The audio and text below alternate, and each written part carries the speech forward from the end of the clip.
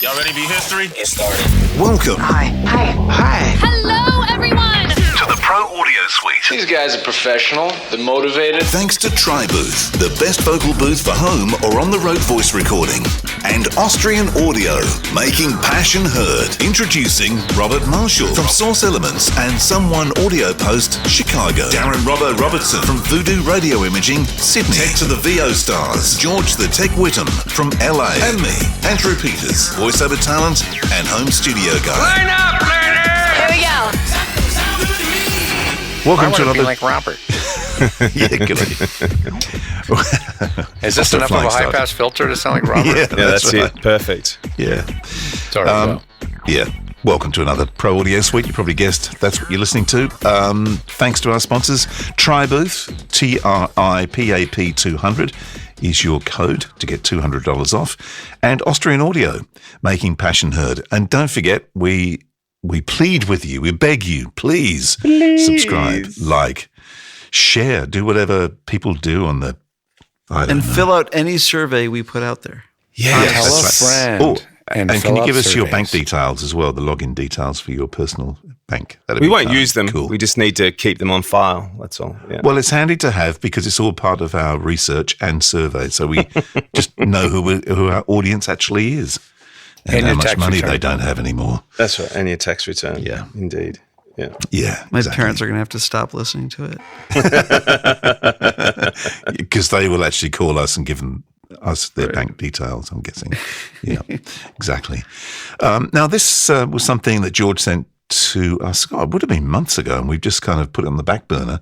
But I was flicking through it the other day, and I'm still quite fascinated by it. And it's the deliverables for Netflix. And they're actually very specific. But you were involved in some of this, Robert. Is that right?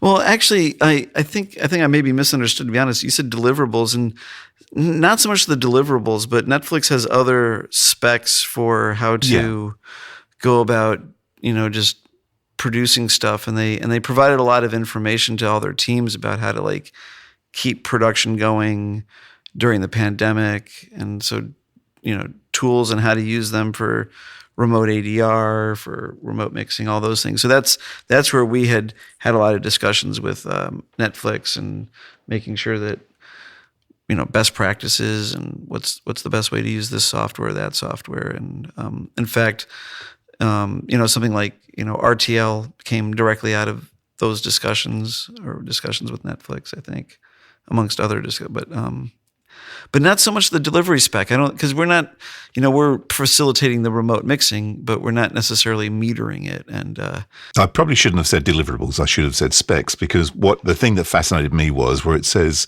microphones, primary mic, Neumann U87 AI. Secondary mic, Neumann TLM 170 or Neumann U87 AI. Place secondary mic 4 to 6 inches further behind and record at 6 dB lower level than the primary mic. Yeah, these are just like best practices that they were. So I'm sure if you, hopefully, I don't know, you can rummage through there's probably That's the some first sections. the first TLM 170 I've seen on a spec sheet, which I know about, and it's a very flat mic. Yeah. Flatter than the U87. More just dead flat. But it's interesting because they want that as the secondary mic, so it's sitting even further back. Because the primary mic, it says here, place primary mic 12 to 18 inches from the actor to reduce proximity effect. And are they recommending this 2 feet away. for animation, or are they recommending this for ADR? In what section is this? I was going to say, I think this is this animation. Right. Yeah, that makes sense. Wouldn't it? Surely it would depend on what room you're in. I mean, if you're in the middle of a live room, you're going to want to be 2 foot away from your main mic? Surely not. We want some echo. Yeah, it's very specific, but kind of odd at the same time. The mic placement to me sounds like if you're in a big open room. It's specific to them. I mean, it's specific to their studios. Yeah. So they've just taken their specs from their own studios and said, these are the specs we want to use, not knowing anything about the room. Netflix doesn't have so much studios as much as they have teams that write and produce their own stuff, and then Netflix is there to definitely distribute it, but also to provide sort of advice on what a good way it is to go about doing things. But they don't put absolute. I don't think they say like, "Well, not going to air this unless your voiceover is recorded through a U87 AI." Like, I don't think it's quite that. They're just trying to provide facilities and they're not rules; they're guidelines. Is that what you're saying? I believe so. Yeah. I mean, compared to something like a delivery spec, that would be a rule. But that's my house, by the way. That is not me. Yeah, sure. Yeah. Yes, I think that some of these, like, because the situation's always different. Is this ADR? Hey, if we can use the same mic that was used on set, we probably are going to do that. There's no one's hanging a U87 off of a boom pole. Are they, George? I don't think anybody is doing that. Not anymore.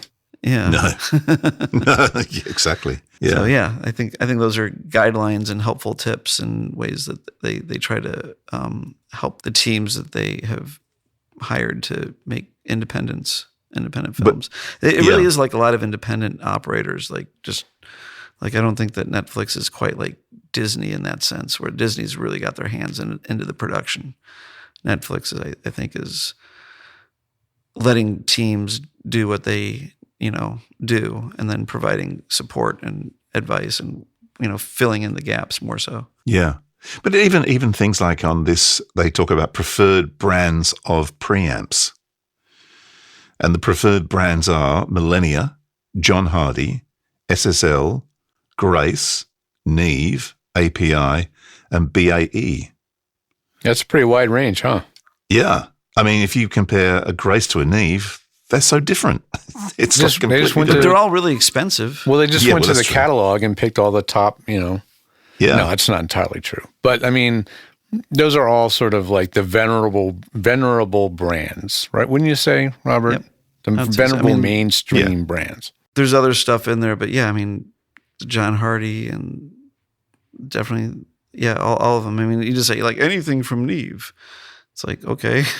But it's odd though, because they sound so different. I mean, the Neve, I mean, I use a Grace and I use a Neve. They're the two main preamps I use, and they're and the same mics. I use the OCs and both of them, and they sound completely They're different. Yeah. Yeah. Hence the reason I use two, separate ones for different clients for that reason. I think some of this is just like, here's things that's worked in the past on other productions. You won't go wrong if you pick from this layout. But there's a wide variety, and if you don't know what you're looking for, you're not going to go wrong with any of those things. But you're probably going to pay more than you need to. I mean, what's the most affordable preamp in that whole list? Is the SSL? Well, it depends what SSL it is. Yeah, It doesn't even exactly. state. The It could range be of like SSL. SSL2, or it could be, a 4,000. I would just get the console. SSL2 and there you go. Right. I Yeah. use an SSL. Yeah. Right. But that's pretty strange. And then they actually talk about no compression ratio beyond 3.1. I would have thought they wouldn't want compression. Wow, that's also a very weird general spec, but Yeah. Well, I mean, no compression ratio beyond 3.1, so 3-to-1. So it's like, it's a pretty light ratio already. 3-to-1, I mean, is the beginning Audible, of, that's what I use on audiobooks, by the way. Yeah. It's like the beginning of like real compression. 2-to-1 and a lot of stuff like that is like pretty benign. Yeah. Well, I have the Neve set at 3-to-1. Mm-hmm. And I only use that for one client because he just likes the crunch. That it, just adds a bit of crunch to the Neve. But Well, to your voice, actually. But yeah. Yeah. Well, exactly. Yeah. It crunches But my voice. it is surprising that they're so specific, and it's. I think that they're dealing with a situation maybe where, their producers are having to go out to outside studios, and they just need to be able to book like, hello, I need to throw an actor in front of a U87AI. Do you have one of those? And the person's like, Yes. Absolutely, we have one of those. We will. I'm using it right now. Yeah. Oh, yeah. Yeah, hi. I'd like to order some fried rice, some sweet and sour pork, and some Mongolian lamb, that's please. And then? And then, no, and then, And then? and then was that and more and more? And then? I don't know. I feel like the specs on there were all pretty good guidelines. Just too many specific brands being mentioned, like someone got on that, there's a little behind the backseat door deal with Sennheiser there a little bit, maybe. I reckon it sounds to me like someone just went through the Sweetwater website and just picked the top 5 most expensive pre's and, whatever else they could find and just stuck it on a list. Yeah, microphones and shit and just stuck it on a list. That's what it sort of reads like to me. There's no rhyme nor reason to any of it. No. And it's like COVID, when COVID hit and they were telling people to, set up at home and go and get a U87. Yes.